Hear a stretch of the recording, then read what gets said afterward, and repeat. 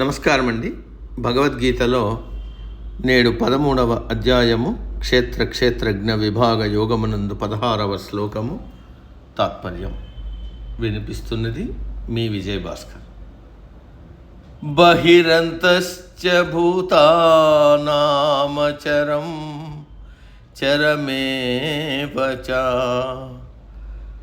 సూక్ష్మత్వాత్ తదవిజ్ఞేయం దూరస్థం చాంతికే చ తత్. తాత్పర్యం: ఈ పరబ్రహ్మము జీవరాశులలో లోపల ఆత్మస్వరూపంగా వెలుగుతుంటాడు, బయట పరమాత్మ స్వరూపంగా ప్రకాశిస్తుంటాడు. కదిలే వాటిలో, కదలని వాటిలో పరమాణు రూపంలో, సూక్ష్మ రూపంలో ఉంటాడు. అతి సూక్ష్మంగా ఉండటం వల్ల మామూలు కళ్ళతో చూడటానికి వీల్లేదు. ఆ పరమాత్మ స్వరూపం తెలియని వారికి దూరంగా ఉంటాడు, తెలిసిన వారికి దగ్గరగా ఉంటాడు. ఆయనకు ప్రకృతమైన కాలము దూరము వర్తించవు, ఎందుకంటే అంతటా నిండి ఉన్నాడు. ఇందు కలడందు లేడని సందేహము వలదు. నమ్మిన వాడికి, భక్తి ఉన్నవాడికి అంతటా ఉన్నాడు. నమ్మని వాడికి, భక్తి లేని వాడికి ఎక్కడా లేడు. ఈ పరబ్రహ్మ అంతటా ఉన్నాడు, ప్రతి జీవిలో ఆత్మస్వరూపుడుగా ఉన్నాడు. దీనిని తెలుసుకోవడమే జ్ఞానము. దీనినే మనం నారాయణ సూక్తంలో చదువుకుంటాం. అంతర్బహిశ్చ తత్ సర్వం వ్యాప్త నారాయణ స్థితః. లోపల బయట సర్వత్రా నారాయణుడే స్థిరంగా వ్యాపి చెంది ఉన్నాడు. ఇక్కడ నారాయణుడంటే పరమాత్మ అని అర్థం. లోపల బయట అంతటా ఉండే వాడికి శేషపాన్పు, దాని మీద పవలించడం, ఆయనకు ఏకాంత సేవలు ఎలా ఉంటాయి అని ఆలోచిస్తే, ప్రాథమిక దశలో మొదటి మెట్టు మీద ఉన్నప్పుడు ఇవన్నీ కావాలి. దేవుడు అనే రూపం కావాలి, దాని మీద దృష్టి కేంద్రీకృతం అవ్వాలి. క్రమక్రమంగా పైకెదగాలి, నిర్గుణోపాసన వైపునకు మళ్ళాలి. కానీ దురదృష్టవశాత్తు మానవులంతా అక్కడే, అంటే మొదటి మెట్టు మీదనే ఉండిపోతున్నారు, పైకి ఎదగడం లేదు.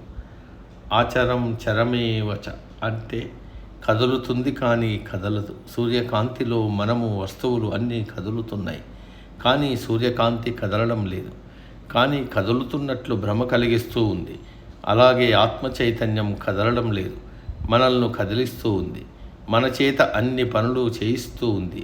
నేనే ఈ శరీరము, ఈ శరీరమే నేను అని అనుకునే మనం మాత్రం అన్నీ కదులుతున్నట్టు భ్రమపడుతున్నాం. ఇంకా సులభంగా అర్థం కావాలంటే మరొక ఉదాహరణ చెప్పుకోవచ్చు. సూర్యుడు కదలడం లేదు, భూమి తన చుట్టూ తాను తిరుగుతూ సూర్యుడి చుట్టూ తిరుగుతూ ఉంది. అంటే కదిలేది భూమి, కదలనిది సూర్యుడు. కానీ మనం సూర్యోదయం, మధ్యాహ్నం, సూర్యాస్తమయం అంటే సూర్యుడు కదులుతున్నట్టు భ్రమ చెందుతున్నాం. ఆయనకు ఒక రథం ఉందని, ఆ రథం మీద ప్రయాణం చేస్తుంటాడని నమ్ముతుంటాం. ఇదంతా మనకు వేదాంతం అర్థం కావడానికి చెప్పే కథలు. కానీ నిజానికి సూర్యుడు స్థిరంగా ఉన్నాడు. దూరస్థం చ అంతికే చ తత్ అంటే ఈ చైతన్యం దూరంగాను దగ్గరగాను ఉంది. అంటే ఈ చైతన్యం అనంత విశ్వమంతా వ్యాపించి ఉంది, మనలోనూ ఉంది. తెలిసిన వాడికి తనలోనే ఆత్మస్వరూపంగా పరమాత్మ ఉన్నాడు.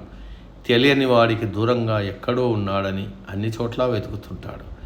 దీనిని ఏమీ తెలియని అమాయకులైన పల్లెటూరి వాళ్ళు చెప్పే సామెత సరిగా వర్తిస్తుంది. చంకలో మేకపిల్లను పెట్టుకుని ఈ మేకపిల్ల కోసం ఊరంతా వెతికాడట. మనలోనే ఉన్న పరమాత్మ కోసం ఎక్కడెక్కడో వెతకడం ఇలాంటిదే. సూక్ష్మత్వాత్ అవిజ్ఞేయం అంటే ఈ పరమాత్మ తత్వము, విశ్వ చైతన్యం అత్యంత సూక్ష్మం అవడం వల్ల ఎవరి చేత తెలియబట్టం లేదు. ఇది తెలుసుకోవడానికి మన కళ్ళు చాలవు, మూడవ కన్ను కావాలి, అదే జ్ఞాననేత్రం. శివుడి మూడవ కన్ను ఇదే జ్ఞాననేత్రం. జ్ఞానమనే ఈ నేత్రంతోనే పరమాత్మ స్వరూపాన్ని తెలుసుకోగలం. నేటికి సమాప్తం. తదుపరి శ్లోకం రేపటి రోజు. సర్వే జన సుఖినో భవంతు.